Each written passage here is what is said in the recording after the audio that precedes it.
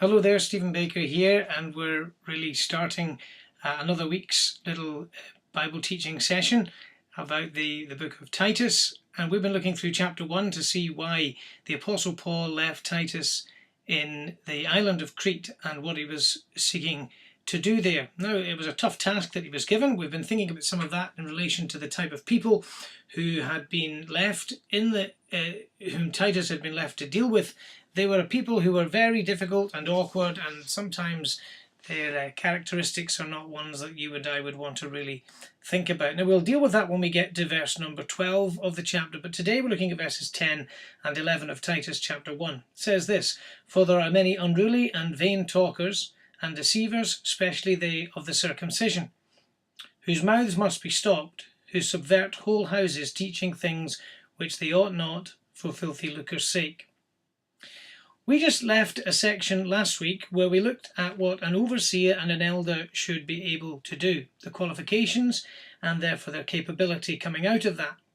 When we come into verse 10 of the chapter, we find that the reason why the elder has to be capable to handle the word of God, to teach sound doctrine, is for this reason.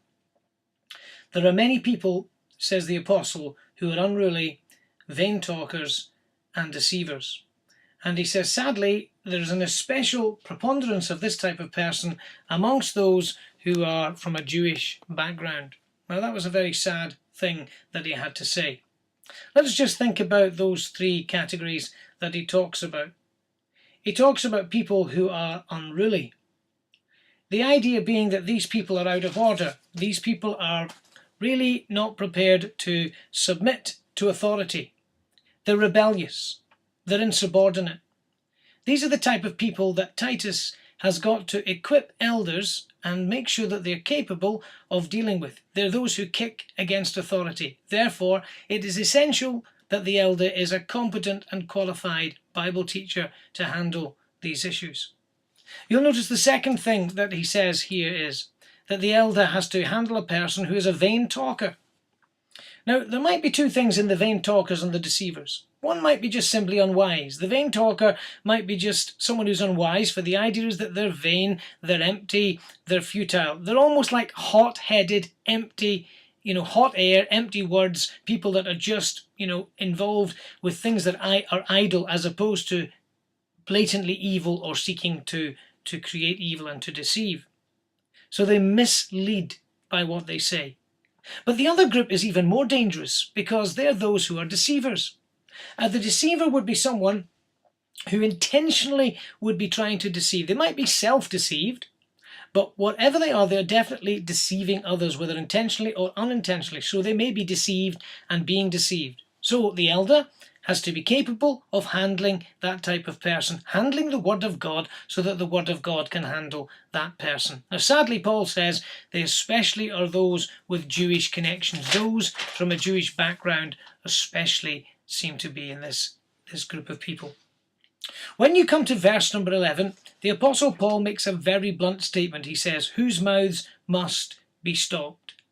He's really saying there that these people cannot be allowed to continue to promote their false teaching.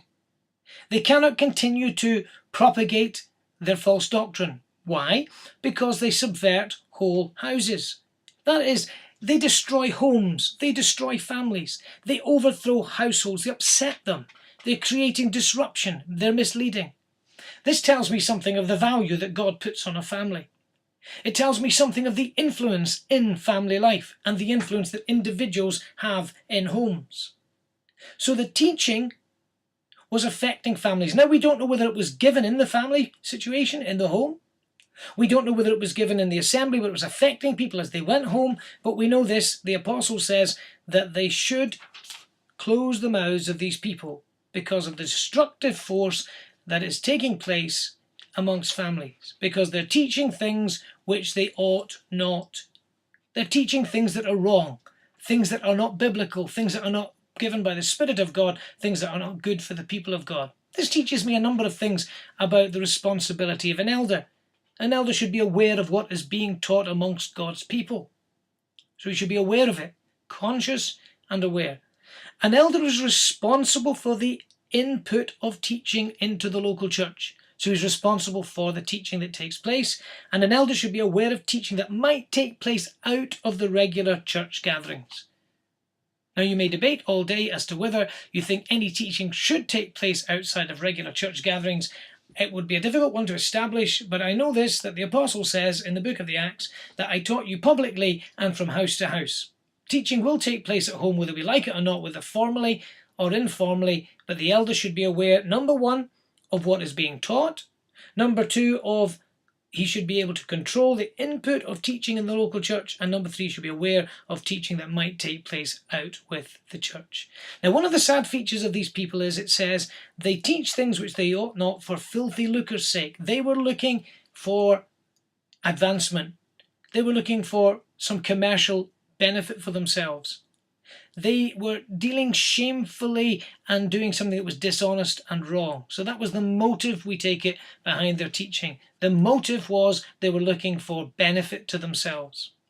So when it comes to teachers, this would teach us this, that not only is good teaching required, but trustworthy teachers. Those who are free of corruption, not self-seeking, not in it for the money, men of high integrity. A number of lessons from these two verses then.